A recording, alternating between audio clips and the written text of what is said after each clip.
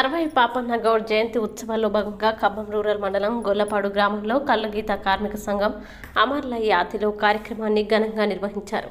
రాష్ట్ర కమిటీ సభ్యుడు గోలపాడు సొసైటీ అధ్యక్షుడు కొండం కరుణాకర్ గౌడ్ అధ్యక్షత వహించారు. ఈ సందర్భంగా వారు మాట్లాడుతూ రాష్ట్ర వ్యాప్తంగా సర్దార్ సర్వై పాపన్న గౌడ్ జయంతి ఉత్సవాల్ని జిల్లాల, మండలాల, గ్రామాల వారీగా నిర్వహిస్తున్నామన్నారు.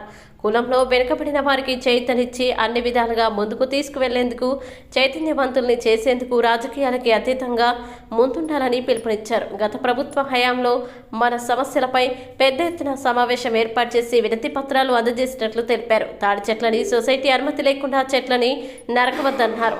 మరెన్నో సూచనల్ని తెలియజేస్తూ మన సమస్యల పరిష్కారానికి రాష్ట్ర మంత్రిని కలిసి మరోమారు వినతి పత్రాలు అందజేయనున్నట్లు వారు తెలిపారు.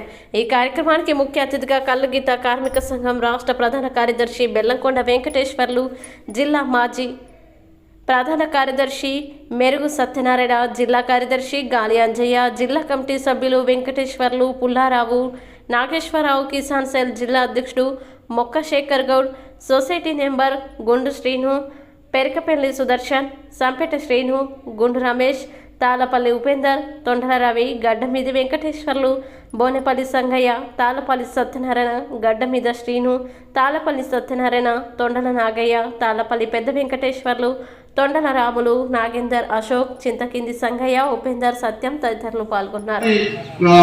ఇబ్బందులు లేవు, మనకు టెక్నాలజీ ఉంది, ఆర్థికంగా బలపడి ఉన్నాం.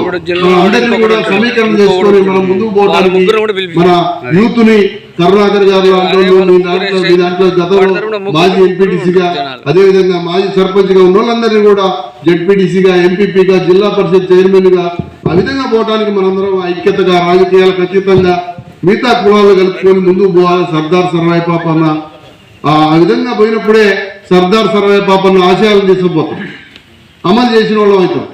కానీ ఇవాళ మనం వృత్తిని రక్షించుకోవాలి, మనం ఐక్యతగా ముందుకు పోవాలి. ఏ రాజకీయ పార్టీలు ఉన్నా మనకు సంక్షేమం, ఆర్థికంగా ఎదగాలి, మనం ప్రజాప్రతినిధిగా, రాజకీయంగా ముందుకు పోవాలి.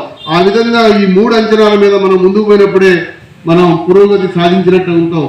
కాబట్టి ఆ విధంగా మీరందరూ కూడా ఆలోచన చేసి మనం ముందుకు పోవడానికి రాజకీయాలకు అతీతంగా మనం ఐక్యతతో ముందుకు పోవాలని, అదేవిధంగా ఇవాళ ఏ రాష్ట్ర ప్రభుత్వాలున్నా, గత రాష్ట్ర ప్రభుత్వం టీఆర్ఎస్ ప్రభుత్వం ఉన్నప్పుడు మనకి యాదాద్రి భువనగిరి జిల్లా 2022 అక్టోబర్ 19, 20, 21 తేదీల్లో యాదగిరిగుట్టలో వేలాది మంది కళ్ళగీత కార్మికులతోని బహిరంగ సభ పెట్టి అందరి సమక్షంలో ఏకాగ్రయంగా 25 తీర్మానాలని ఏకాగ్రయంగా చేయడం జరిగింది.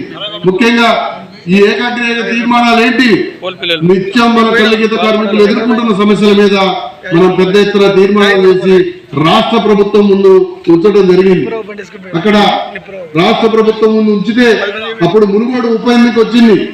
దాంట్లో గౌడ ఆత్మీయ సమ్మేళనం అని చెప్పి కేటీఆర్ గారు, అదేవిధంగా హరీష్ రావు గారు, శ్రీనివాస్ గౌడ్ గారు వీళ్ళందరూ కలిసి ఆడ గౌడ ఆత్మీయ సమ్మేళనం సభ పెట్టింది. దాంట్లో మనకి చెట్టు మించబడి మెడికల్ బోర్డుకి హాస్పిటల్ పోతే మెడికల్ సర్టిఫికేట్ ఇవ్వాలంటే చెయ్యికి రాడ్ వేసి, కాలినా చెయ్యినా రాడ్లు వేసి మంచిగా 3 నెలలు అయినాక నడుస్తున్నట్టే ఆయనకు పర్వాలేదు, మంచిగానే ఉందని చెప్పి సర్టిఫికేట్ ఇస్తున్నారు. దాంట్లో టెంపరవరీ 10,000 వస్తున్నాయి. కానీ ఈ మెడికల్ బోర్డు ఉండటానికి లేదు. చెట్టు మీద పడి ఎలాంటి అంగవైకల్యం చెందిన 5 లక్షల రూపాయలు ఇవ్వాలని చెప్పి కళ్ళగీత కార్మిక సంఘం డిమాండ్ చేసింది. మనకి ఇవాళ చెట్ల పన్ను రద్దు చేసిరు. దాంట్లో భూ యజమానులు మొత్తం కూడా, అదేవిధంగా రియల్ ఎస్టేట్ చేసే వాళ్ళందరూ కూడా చెట్లు నరుకుతా ఉన్నారు. చెట్లు నరకడానికి లేదు. దాని మీద నెంబరింగ్ పద్ధతి వేయాలి. ఆ నెంబర్ వేసిన చెట్లని సొసైటీ పర్మిషన్ తీసుకొని నరకాలి. సొసైటీ తీర్మానం లేకుండా చెట్టు నరకడానికి వీల్లేదని చెప్పి మనం యాదగిరిగుట్టలో తీర్మానం చేయడం జరిగింది. అదేవిధంగా చెట్టు మించబడి చనిపోతే వాళ్ళ కుటుంబం పిల్లలు అనాథలు కాకుండా ఆ కుటుంబంలో ఉన్న పిల్లలకి చదువుకొని ఉంటే వారికి ఉద్యోగం, ప్రభుత్వ ఉద్యోగం ఇవ్వాలి. చదువుకోకుంటే చదువుకున్న పిల్లలకి విద్య, వైద్యం ఉచితంగా చేయాలి. భార్యకి ప్రభుత్వంలో మహా ఉద్దండులు, మహానుభావులు ధర్మభిక్షం గారు, దేశిని చిన్నమల్లయ్య గారు, తొట్ల మల్సూరు గారు, బైరు మల్లయ్య గారు, బోడపట్ల కృష్ణయ్య గారు, అదేవిధంగా బులగాని పుల్లయ్య గారు, అనేక మంది మహానుభావులు మన వృత్తి సంక్షేమం కోసం వాళ్ళు జీవితాంతం మనకు త్యాగం చేసి ప్రభుత్వం మీద పోరాటం చేసి వాళ్ళు ప్రజాప్రతినిధులు కూడా కావటం జరిగింది. ఇవాళ గతంలో ధర్మభిక్షం గారు ఎంపీ దేశిని సినిమా